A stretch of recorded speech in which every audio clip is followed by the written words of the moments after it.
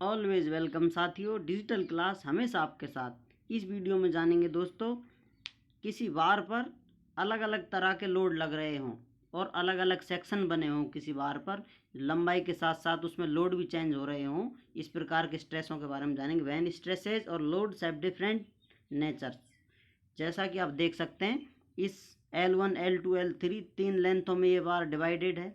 इस पर लोड लग रहे हैं दोस्तों, लेफ्ट हैंड में F1 और राइट हैंड में F4। अब इन बार के तीन सेक्शन हैं दोस्तों। जिस तरह लेंथ L1 L2 है, इसी प्रकार ये सेक्शन बने हुए हैं जिन पर नंबर डले हुए हैं दोस्तों, 1 2 3। इस तरह ये सेक्शन बने हुए हैं दोस्तों। L3 लेंथ की 3 नंबर की बार है, इस पर फोर्स लग रहा है दोस्तों। ये फोर्स जानने होते हैं हमें, कितना लोड लग रहा है इस पर टोटल बार पर, क्योंकि टोटल लोड अलग अलग होता है दोस्तों, क्योंकि बीच में इसमें कंप्रेसिव और टेंसाइल लोड लगे हुए हैं। देखो F3 इधर लगा हुआ है और F2 इधर लगा हुआ है, तो इस पर टोटल कितना लोड लगेगा। इस प्रकार के क्वेश्चन किस प्रकार सॉल्व करते हैं दोस्तों, चलिए जानते हैं। इस प्रकार क्वेश्चनों को सॉल्व करने के लिए जिस भी आप सेक्शन पर, किसी बार के टूक पर या किसी भी पार्ट पर आप लोड की जांच करना चाहते हैं, तो उसको आप एक अलग रॉड समझ लें और उसको सिंपल फॉर्मेट में लेकर हल कर सकते हैं। जैसे हम इस सेक्शन की बात कर रहे हैं दोस्तों, तो इस प्रकार तीन सेक्शन है, तो तीनों का अलग अलग डिफॉर्मेशन निकाल लेंगे इनके एरिया के हिसाब से, कितना लोड लग रहा है और टोटल डिफॉर्मेशन निकल आएगा दोस्तों। चलिए अब निकालते हैं। नंबर 1 सेक्शन पे दोस्तों लोड निकालना हो, इस पर लेफ्ट हैंड पर आपको F1 लोड मिल रहा है, लेकिन राइट पर कितना लोड है दोस्तों। अब राइट पे हम लोड फिक्स ज्ञात नहीं कर सकते। इसे ज्ञात करने के लिए दोस्तों हम क्या करेंगे, इस बार के सेक्शन बना देते हैं इस तरह। इस प्रकार इधर लगे हुए टोटल लोड और इधर लगे हुए बराबर होते हैं। या तो हम लिख सकते हैं इस पर इसका लोड कितना है, P बराबर F1, क्योंकि इधर लोड लग रहा है दोस्तों। इतना ही बैलेंस लोड इधर होता है। अब उसे निकालने के लिए कैसे करेंगे, चलिए देखते हैं।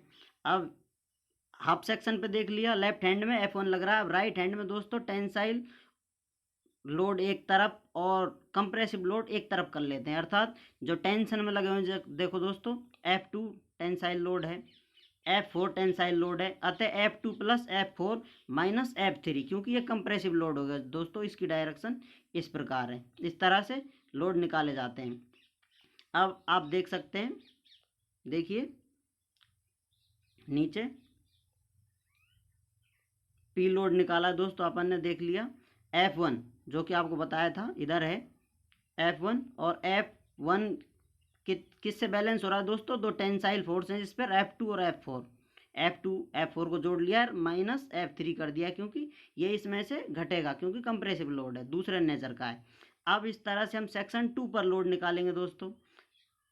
अब सेक्शन 2 के भी अब सिर्फ हम इस पर चर्चा कर रहे हैं, ये समझ लीजिए आप, सिर्फ इस पर अध्ययन किया जा रहा है। इसके दो पार्ट बना दिए। अब हम देखेंगे इस पर लोड कौन सा लग रहा है, F3 लोड लग रहा है इधर लेफ्ट हैंड की तरफ, राइट हैंड की तरफ F2 लग रहा है दोस्तों। अब इस पर सिर्फ यही नहीं, ये बाकी लोड भी लगे हुए हैं, ये भी खींचे हुए हैं। तो हम इन टोटल लोडों को बैलेंस करते हैं दोस्तों। किस प्रकार, देखिए।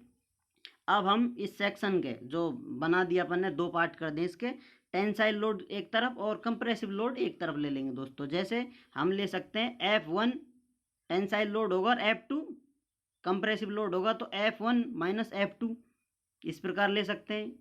या फिर आप ले सकते हैं F4 माइनस F3, क्योंकि F3 कंप्रेसिव है, F4 टेंसाइल लोड है दोस्तों। देखिए P2 load F1 minus F2, क्योंकि F1 बताया था आपको टेंसाइल लोड है और F2 कंप्रेसिव लोड है। अतः या तो आप ले सकते हैं लोड F1 माइनस F2, या आप ले सकते हैं लोड F4 माइनस F3 दोस्तों। इसको साफ कर देते हैं, क्योंकि अभी आपको बताया था एक नेचर के लोड एक तरफ लिए जाते हैं दोस्तों। इस प्रकार आप किसी भी सेक्शन पर लोड निकाल सकते हैं। अब इसी तरह हम तीसरे सेक्शन पर लोड निकालेंगे दोस्तों, जो कि ये बचा हुआ है, आप देख सकते हैं ये सेक्शन बचा हुआ है, इस पर लोड निकालेंगे। इस सेक्शन पर लोड निकालने के लिए फिर से इसके दो पार्ट कर देते हैं दोस्तों, इस तरह से। अब इस पर या तो F4 लोड लगा हुआ है टेंसाइल, या फिर ये तीन लोड लगे हुए हैं F3 F2 F1। अब इनको एक तरफ कर लेते हैं जो टेंसाइल है। देखो दोस्तों, F1 टेंसाइल है और F3 टेंसाइल है, अतः इन दोनों को जोड़ दिया जाएगा और F2 को इसमें से माइनस कर दिया जाएगा। चलिए देख लेते हैं। P3 लोड तीसरे सेक्शन पे कितना लोड होगा दोस्तों, या तो F4 टेंसाइल लोड होगा दोस्तों, या फिर 3 फोर्स हैं ये F1 F3 minus F2, F1 plus F3 minus F2। इस प्रकार लोड निकाले जाते हैं दोस्तों। यदि आप लोड निकाल लेंगे तो फिर ये वही सिंपल स्ट्रेस डिफॉर्मेशन वाला फॉर्मूले से deformation del L is equal to P L upon A से आसानी से निकल जाता है और आपको आंसर मिल जाता है दोस्तों। अब देख सकते हैं आप, इसकी ट्रिक लिखी हुई है इसमें, एंड फोर्सेज रिमेन सेम, अर्थात इसका मतलब ये है कि आप डायरेक्ट F4 F1 फोर्स दिए हुए हैं तो आप इतना ही रख लो, क्योंकि F1 जितना बैलेंस करेगा वो F1 होगा और इसके इधर की साइड में जितने भी लोड होंगे वो F1 के बराबर होते हैं। यह आप टोटल लोड यहाँ F1 ले सकते हैं और इस सेक्शन पर F4 लोड ले सकते हैं। ये सिंपल ट्रिक काम करती है यदि आप लेना चाहो तो। बाकी आप सीख गए होंगे दोस्तों, डिटेल में बताया गया इस वीडियो में, तो आपको कोई समस्या नहीं आनी चाहिए, तो आप किसी तरह से सॉल्व कर सकते हैं। चलिए आगे क्या है इस नोट्स में देख लेते हैं।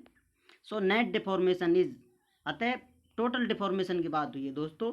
पूरी रॉड में कितना डिफॉर्मेशन आएगा, हमने अलग अलग सेक्शन बना लिए थे। क्यों बना लिए थे, क्योंकि लोड अलग अलग लग रहा था दोस्तों। किसी पे कंप्रेशन आएगा, डिफॉर्मेशन नेगेटिव होगा, किसी पॉजिटिव होगा। इस तरह से कुल डिफॉर्मेशन जोड़कर घटाकर निकाला जाता है। अतः डेल एल नेट कर दिया दोस्तों ब्रैकेट में, is equal to del L 1 plus del L 2 plus del L 3, तीनों सेक्शन है दोस्तों ये।